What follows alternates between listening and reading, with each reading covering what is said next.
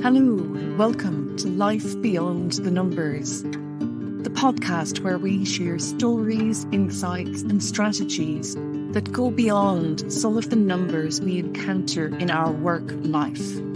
I'm Susan Lee Trevon. I work with organisations who put people first. I've lived and worked in many countries. I've met people who love what they do and people who don't. People who bring their full selves to work and people who won't. And together with my guests, we place a lens on and focus in on the people side of work life. Because we know that it is people who do the work, not numbers. And if we are treated well, we will perform well and might even generate better numbers.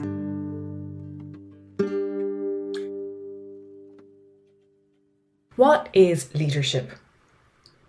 It seems to me to be one of those concepts that's notoriously difficult to pin down. How do we know if we're competent or incompetent? How do we know if we're good or bad? What makes us a leader? Are we born with it? Do we learn it? Are there specific traits?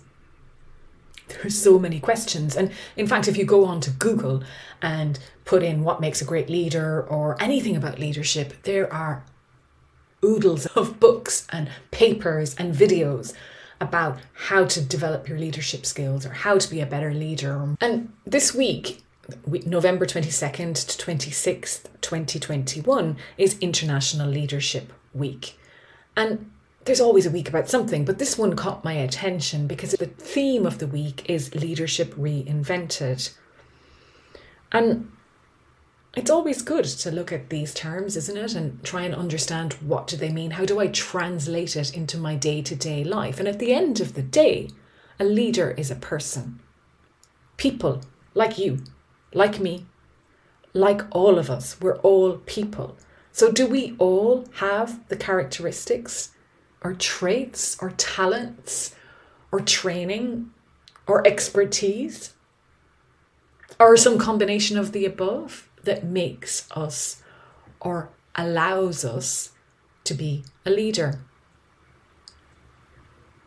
Recently, I was co-facilitating a session on leadership development with a group of middle managers. And they did come out with a list of traits that, of course, we'd love to see in our leaders: inspiring, unwavering, pioneers, self-made, communicate with conviction and clarity. Yes, of course, these are the things we want to see. But is that about us or about them?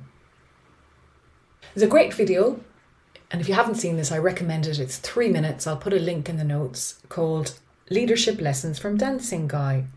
And the premise of this is anyone can stand up and dance on their own on a hill like a lone nut.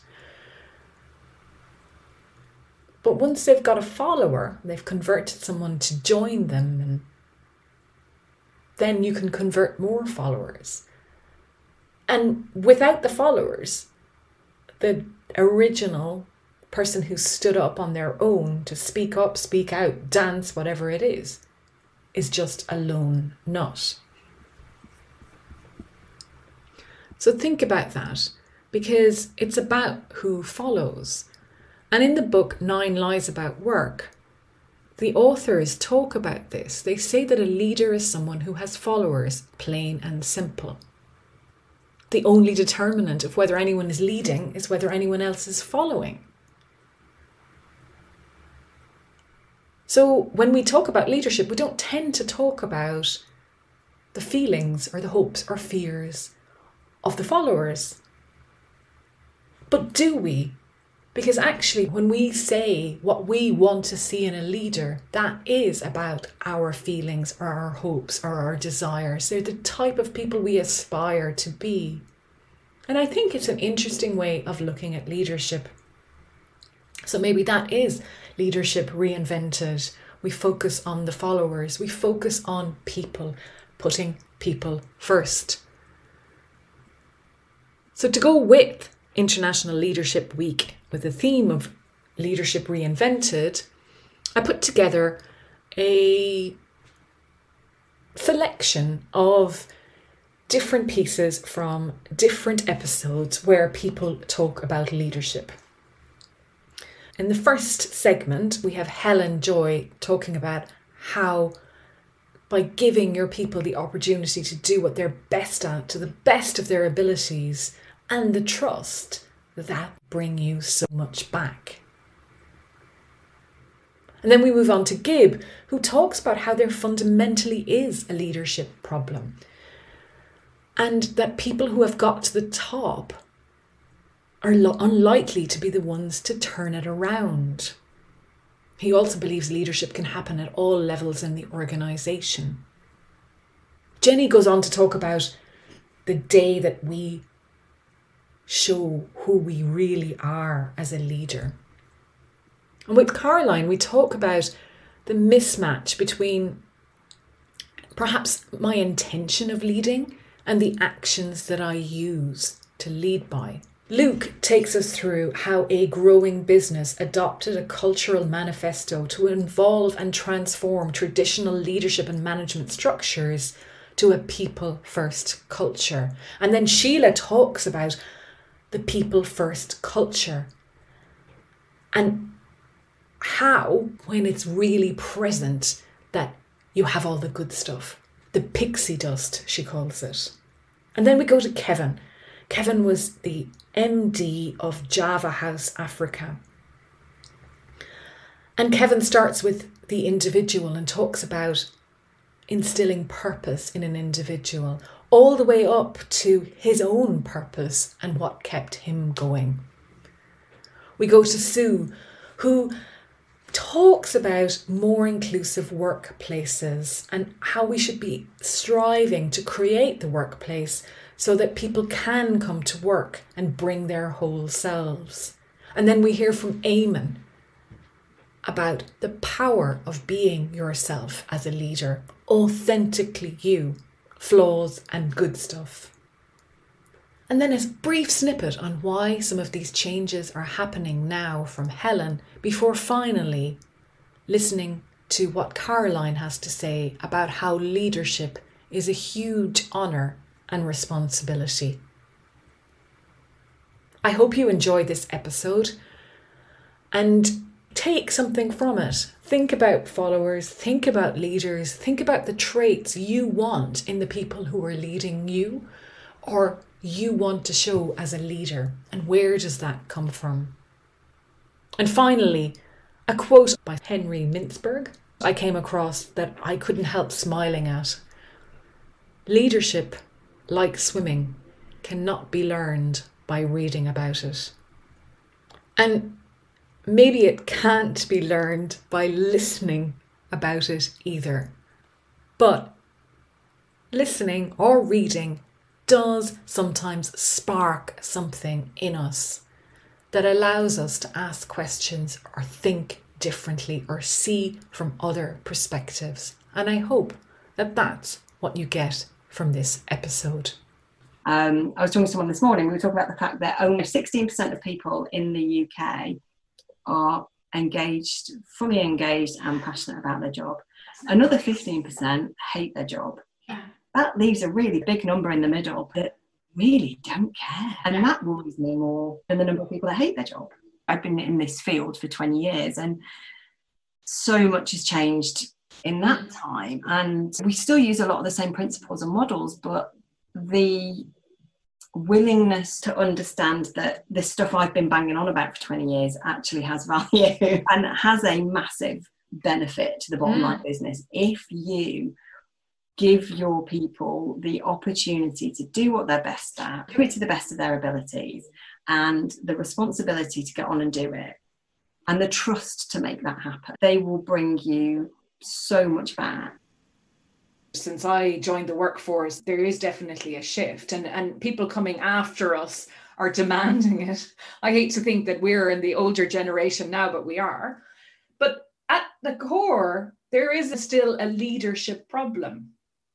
There absolutely is. And I've often felt that in many companies, at the top of many companies, I mentioned Unilever as one of the exceptions that kind of proves the rule, but there is still, to this day, this view of on one hand, we have our core business and what we do, which is numbers and profit and short-term maximization of profit. And that's what people have been programmed in business schools. And no one's going to sack you for doing that.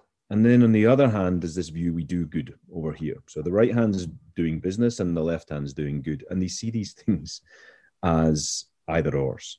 And they have to converge. They are converging. And it's a false dichotomy to think that it's doing business or doing good. The old kind of business versus CSR or philanthropy, where a group of people hanging off the side do the good for the rest of the business.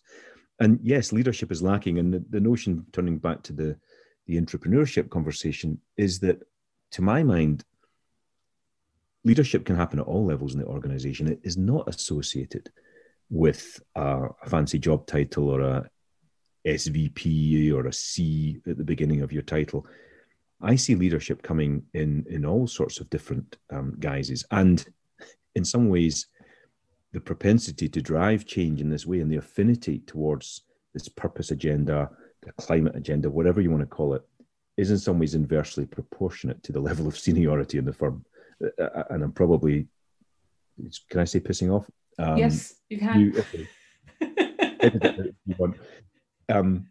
Pissing off the senior people by saying that, because there are some great folks, but frankly, this wasn't taught in business schools in the 80s and 90s. People that have got to the top in what I see as a fundamentally broken and unsustainable system are unlikely to be the ones to turn around and change it. Therefore, we'll probably need some top-down enablement, but the surge from bottom up, the surge from entrepreneurs that can wake up to the potential of business and the opportunity that there is. I'm not saying, oh, we just have to make less profit and do more good in the world.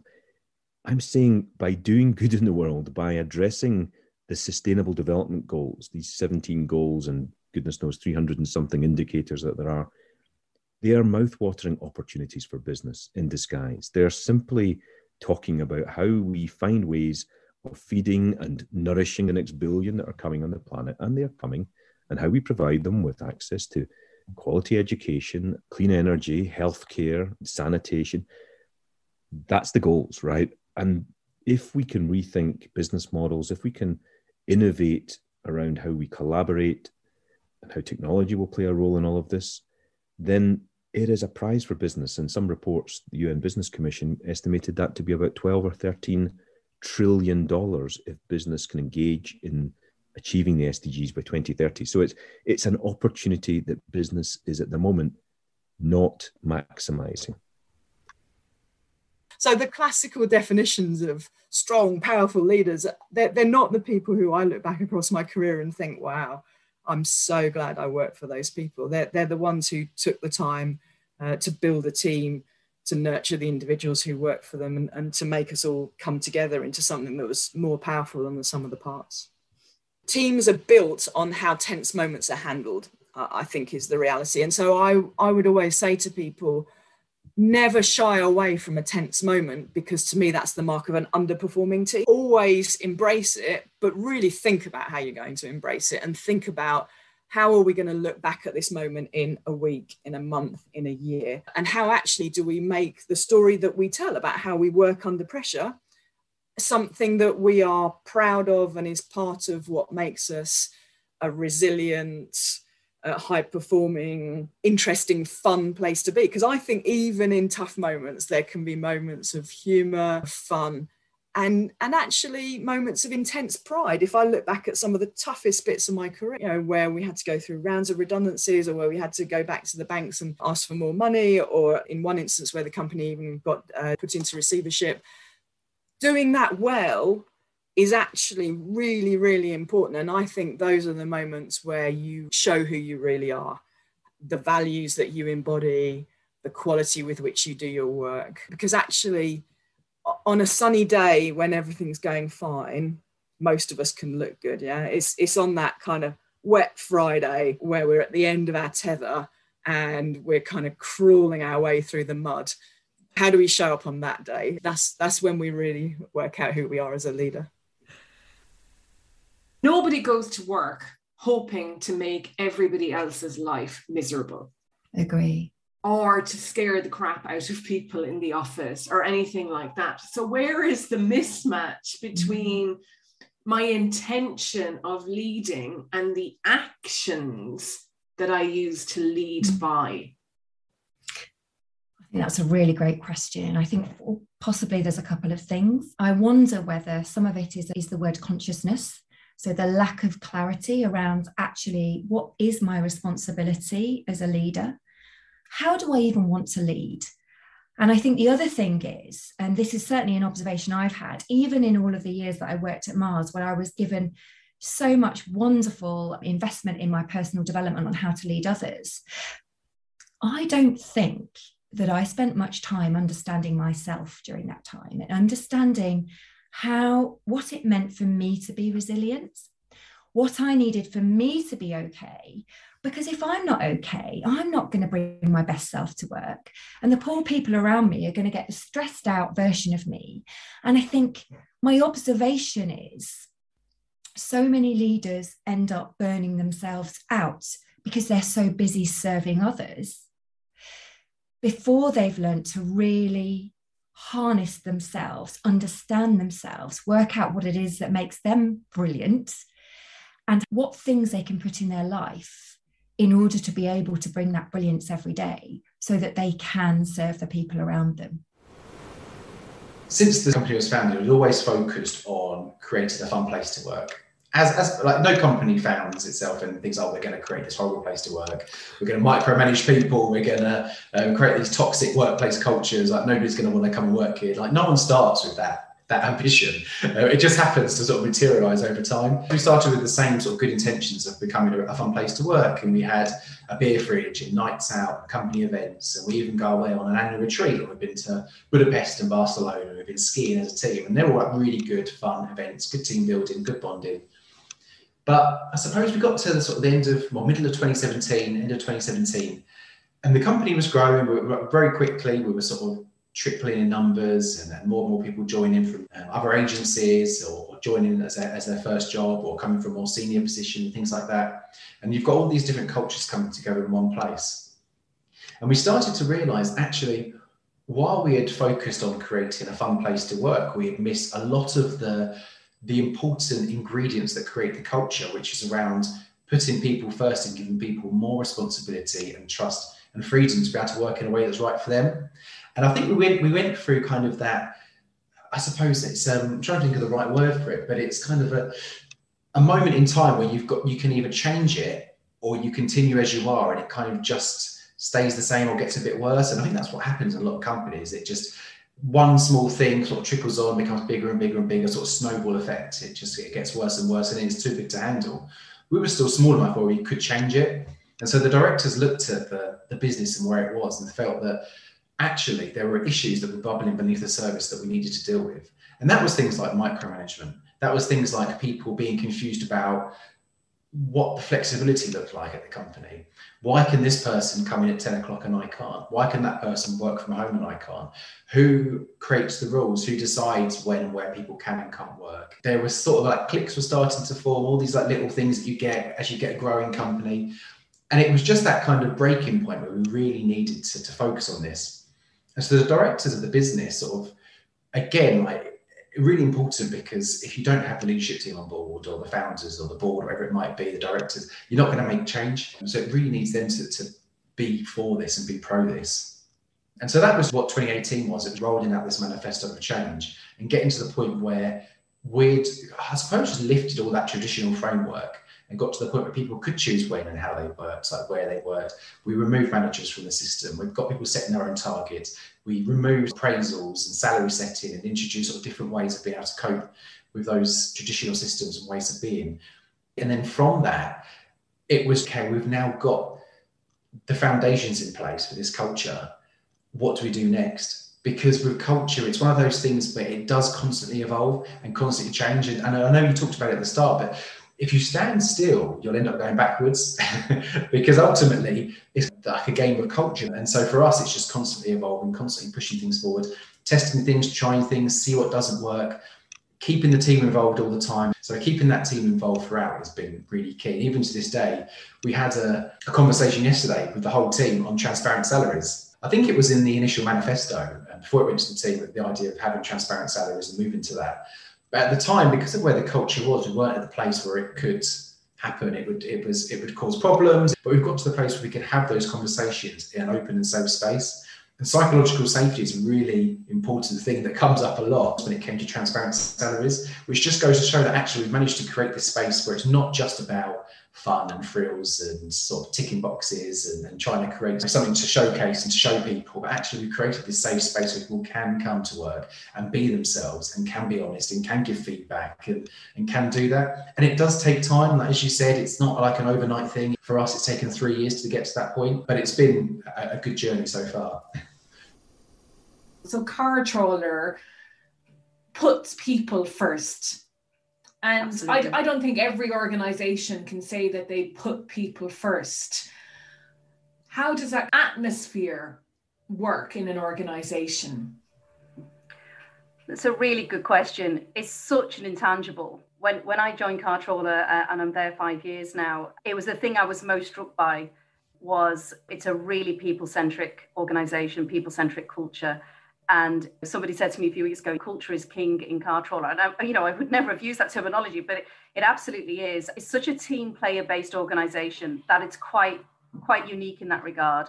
It's also certainly, we've worked hard as an LT we really adhere to the Lencioni kind of model and framework, the 5 dysfunctions team. We have a team coach who whips us into shape every couple of months and keeps tabs on us.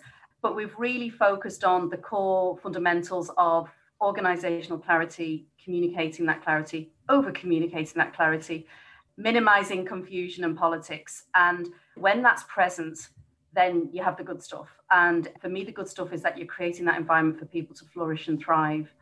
I think role modeling the good stuff too, like as leaders across the business, but everybody in the business, there is such a collegiate atmosphere. We don't nurture rock stars or mavericks or the big egos. And I've worked for so long in so many different companies, like it's so rare. And I mean, I say this, the team was sick of hearing me saying this. This is such a moment in time. Like, it's fantastic. We're so lucky to be together. It's like alchemy. When it all comes together, you're afraid it's nearly like the pixie dust. You're like, oh my God, if I press it too hard, it's not going to work. It's brilliant. Like it really is. And I think because of that being present, and that's what's celebrated. And so it's kind of like, it's low ego, it's humility, it's authentic, but it's credibility through knowledge. And they're like our core fundamentals for a leadership piece. So then the big ego, the bombastic stuff just doesn't wash, It's kind of like that might work somewhere else, but that's not what's going to give here. So that's a really core piece. And as an LT, we work hard to ensure we're role modeling the good stuff. I'm not saying we do it every day, but we damn well try. But equally, we're very much around that whole peer-to-peer accountability, holding each other to account. It's obviously results driven, but the most important piece is that we trust each other. We've got each other's backs, and it's vulnerable trust. So it's about us being able to say, Jesus, like I've had a rough week this week, and being able to lean on each other, and that's okay, because not every day is fantastic, and not every day you will be on top of your game, and that's cascaded throughout the organization. So I think pretty much anyone across the business would say they love their teammates. They love what they're working on. They're working on cool stuff. They're solving interesting problems. It's challenging. It's not for the faint-hearted. And I say that to people at interviews, but that for me is how our culture manifests itself. And maintaining that in a remote and moving to our hybrid world is definitely going to be our challenge going forward. How does an individual embrace their day, right? So a lot of people think it's about showing up, right? And so we used to try to help our staff understand that when you're at work, you're actually there to serve a bigger thing than yourself. And your job is part of this package. But if you're going to be here for 8 hours, might as well do your best. Might as well figure out what winning looks like in this position in this restaurant. So what does winning look like for a barista, right? Quality, speed, right? Cleanliness, engagement with the customer. So always trying to tell them, you got to keep thinking. So continuous improvement is not a corporate thing that you talk about in the boardroom. It's every single person has to embrace, how do I get better at what I do each day, right? Because if you're just showing up, there's no purpose. Because the whole thing is dignity of work and sense of purpose is what is the key for the future of humanity if we're all going to actually have a functioning society, right? And so that's what we were trying to get each person to understand. Music to my ears, Kevin. I mean, it's amazing, but also for you. So what kept you going? I mean, so at heart, I'm a hustler, right? And like, I like winning. So for me, it's like determining what winning looks like, right? So if you're a football fan, you're going to look at how your team's doing in the standings. You're going to look at each player's statistics of how each one is performing. And that is going to help determine to you who gets time on the pitch, right? That's going to give you a determination of how to compete against another team that has other strengths. And so I'm a geek for the numbers side of it too. So I would geek out on store margins. I would geek out on sales per staff member. I would geek out on all this different stuff, because if you want to win at it, you've got to make money, right? So it's not about your ego. Like, I have all these restaurants. It's like, no, we're making money. Staff are getting paid, suppliers are getting paid, shareholders are getting a return, and customers are getting quality for money, right? So that's, for me, the game. And so that is a never ending challenge. It's easy to see what keeps me going is like, there's always something to do for all of those different aspects. And so there's never a dull moment. Yeah. I think as leaders, that's what we should be striving for, is to create the workplace so that the people who come and work with us can bring their whole selves. And I look at that particularly as a woman. And the same as you, there was an expectation that you checked your emotions at the door, but emotions are an important part of decision making. We actually can't leave them out of the equation. And what I always found really interesting and very challenging was that the ways as a woman I might express my emotions were not considered acceptable. But the way a man might express his emotions, particularly maybe around frustration and anger, were completely accepted within that corporate environment. I think they were the norm. They were the norm. And I believe most women who've done well in corporate life have really been able to lean on their more masculine traits, and who've also had to leverage those, because you had to find a way to fit in. You had to fit in to some degree within that stereotype, which is a bit of a Don Draper from Mad Men kind of stereotype. But at least it's not Donald Trump. God, yes, at least not. But as women, or as people of color, or as gay people, there's a whole part of your life that you had to cover up at work. Now, clearly I was a woman at work, but in terms of covering up some of your emotional responses to things, or in terms of covering up your interests outside work or your family life, I hid my pregnancy. My first pregnancy, I hid the fact I was pregnant until I was halfway through. Wow. So because you felt it because I felt it would better be judged in certain. Now, obviously, that was one that was going to have to come out. But literally. But there was a particular transaction on the cards at the time that I didn't want to be written off as, she's about to go on maternity leave, so we don't really care about what she thinks. Now, that daughter is now 19 years old, so this is not yesterday, but there are still horror stories around about these kind of things. I think we've made huge strides, but I also think this whole piece about what the ideal corporate worker looks like has not shifted anywhere near enough. And we've still got a lot more work to do, because I do think really at this time, more than ever, actually, we're seeing the benefits of having leaders, and this is not about all women leaders are better than all male leaders. This is about whether you're a man or a woman, which kinds of traits are you bringing to the workplace?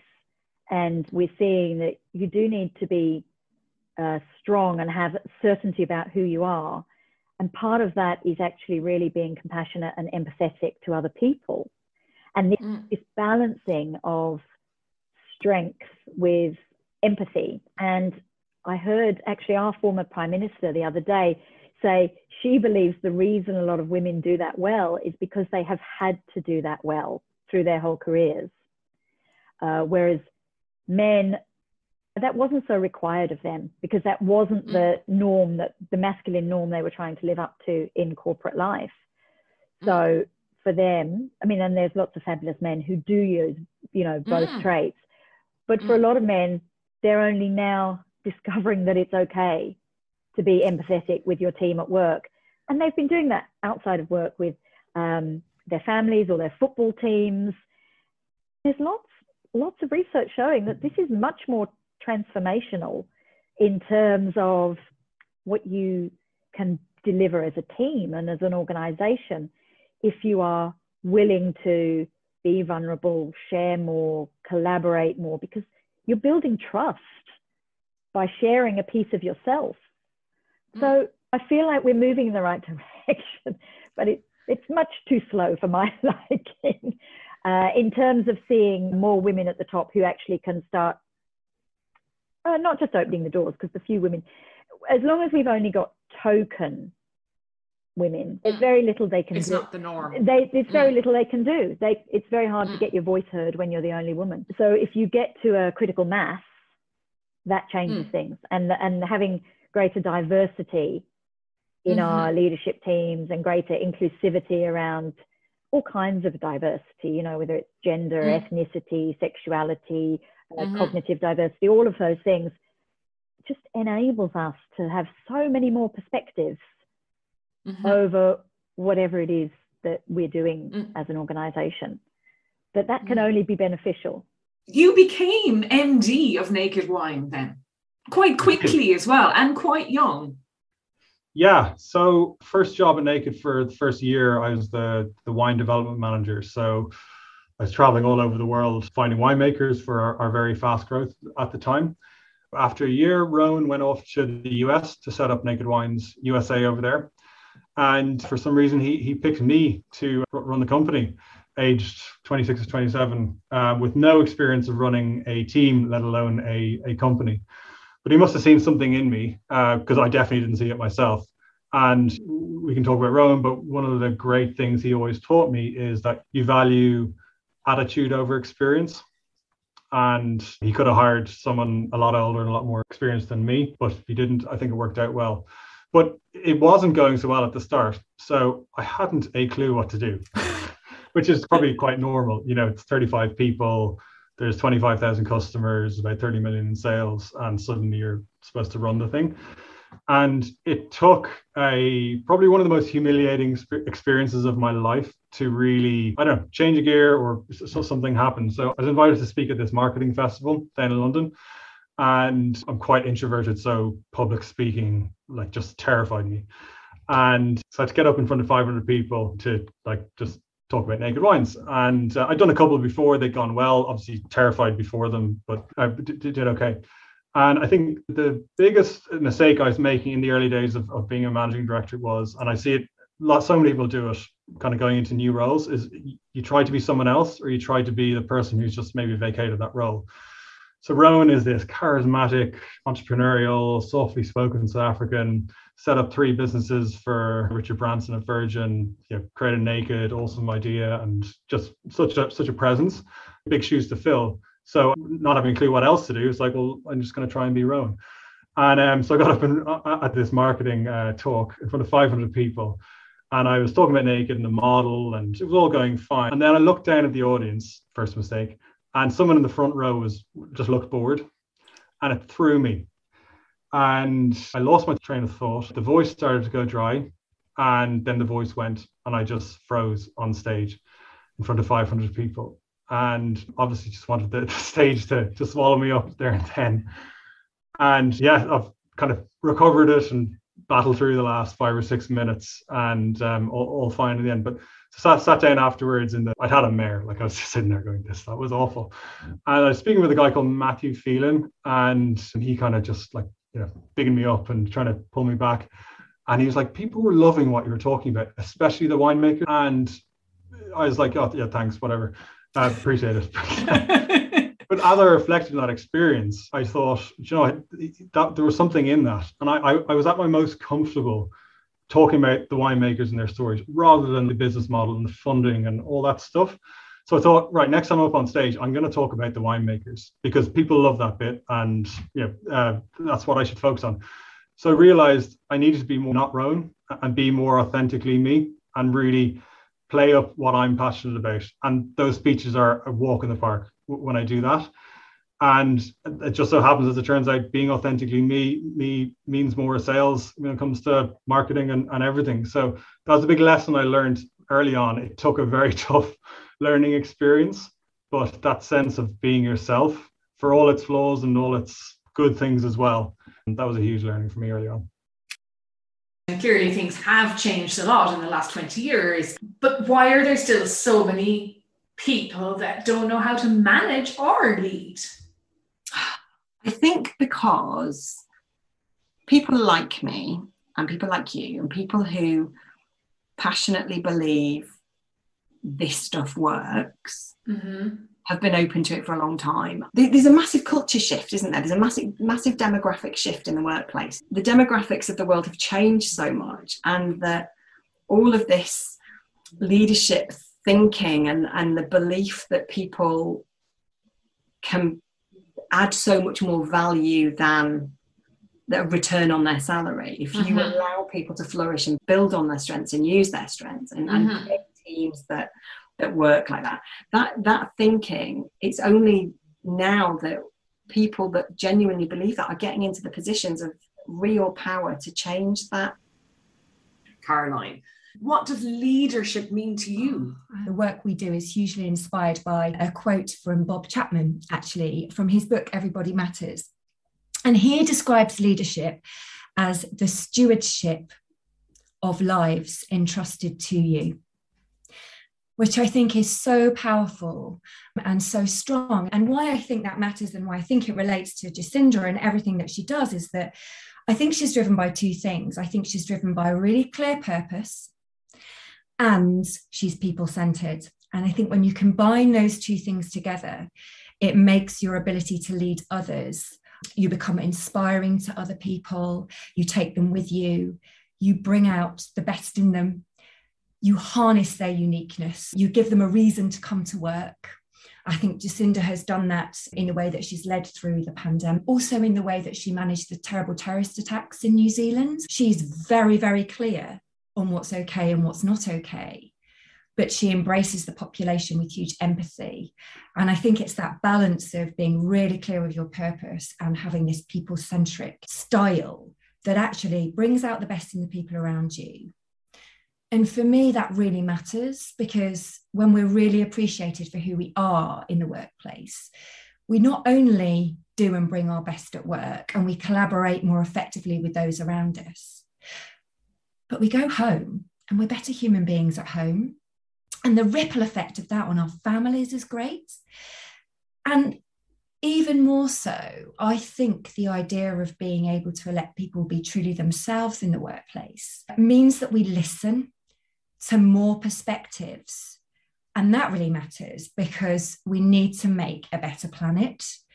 And so the idea of leadership being the stewardship of lives entrusted to you, I mean, it's a huge honor and a huge responsibility to impact people's lives. And you can do it in such a positive way that that ripple effect is good for profit.